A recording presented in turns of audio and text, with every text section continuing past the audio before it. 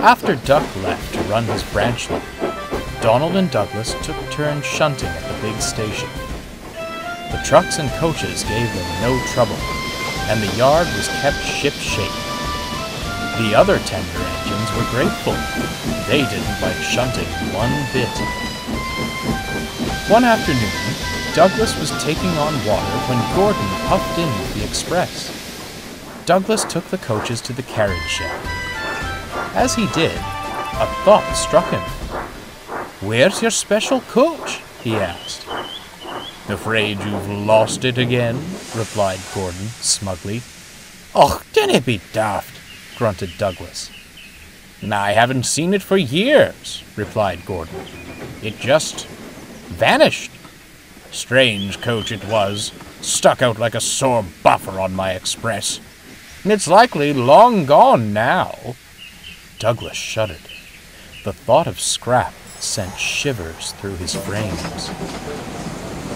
That evening, Douglas was shunting after the last train had gone.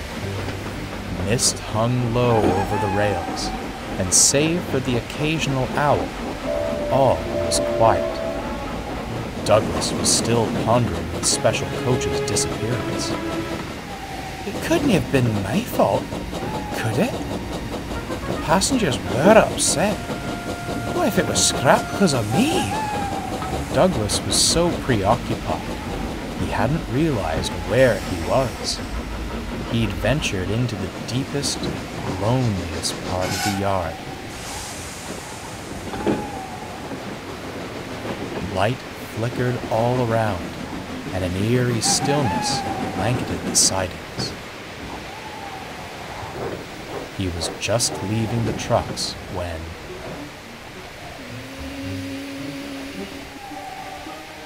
Douglas froze. "What was that?"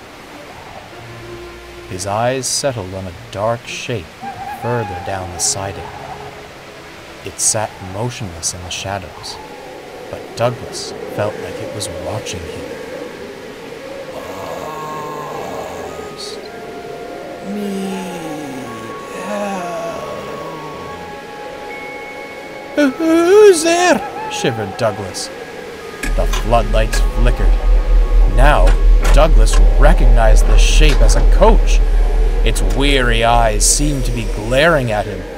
"Oh, James!" he cried, and raced back to the shed. Next morning, he told the other engines about it. "I say you were working too late," chuckled Henry. "Or," ventured Gordon, "perhaps the spirit of the coach is seeking revenge." Gordon wailed in a ghostly, teasing manner. "Dinna you joke about that," huffed Donald. "Dougie could have seen something back there." "Why don't you find out for yourself, eh?" teased Gordon. "I would," said Donald, "but I'm taking wee Percy's mail train tonight." "Excuses, excuses," smirked Gordon. Donald scowled away, while Douglas begged James to take over his night shift.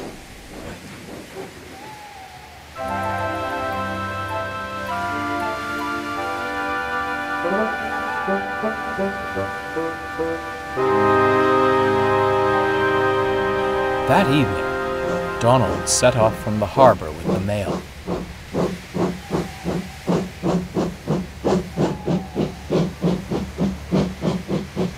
Fog danced in the air of the silent night.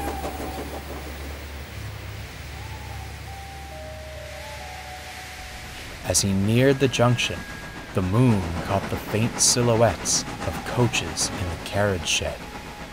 Donald shivered as he turned up the branch line. Then, in the distance, he thought he heard something.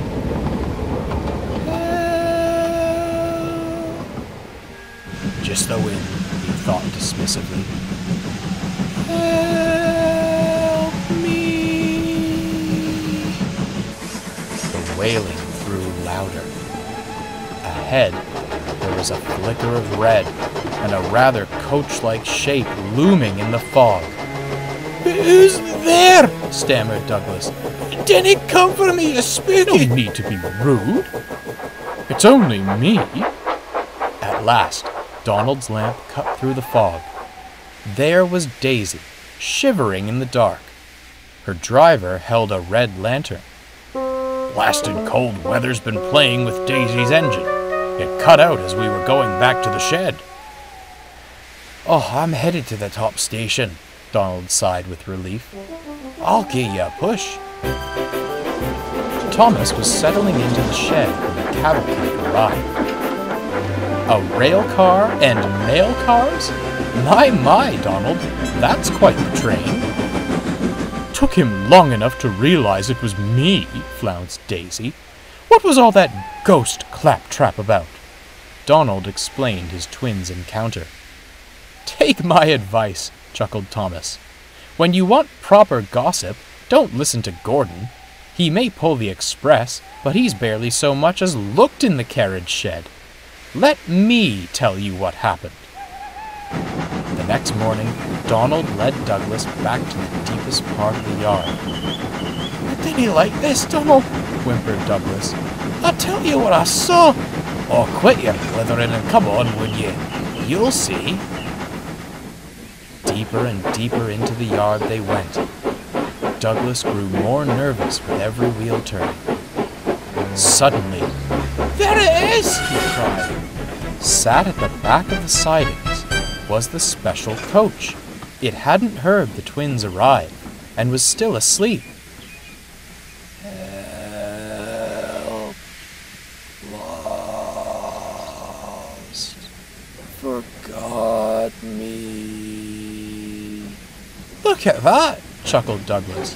She's sleep-talking. So that's what I heard. Oh, good morning. Forgive me, but I don't usually have visitors. I thought I'd been forgotten. What are you doing there? The passengers complained I wasn't as comfortable as the other coaches, she harumphed. And all those express runs wore me down. I was put aside for maintenance, but just kept getting pushed further and further into the yard. And now, here I am. She sighed and looked at her buffers. Oh, how I'd love to be useful again. I may have forgotten you once, chuckled Douglas, but Donald and I'll make sure that Disney happen again. And I know how we can get back at Gordon, smirked Donald. Some nights later, Gordon arrived at the workstation with his evening express. It was a calm night, and save for the passengers, there wasn't a sound to be heard. Until...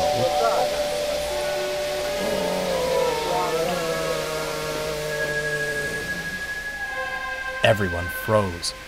Gordon's eyes widened. Gordon.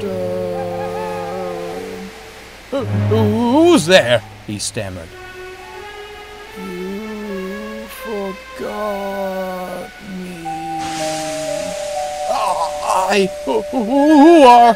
I'll make sure you never forget again.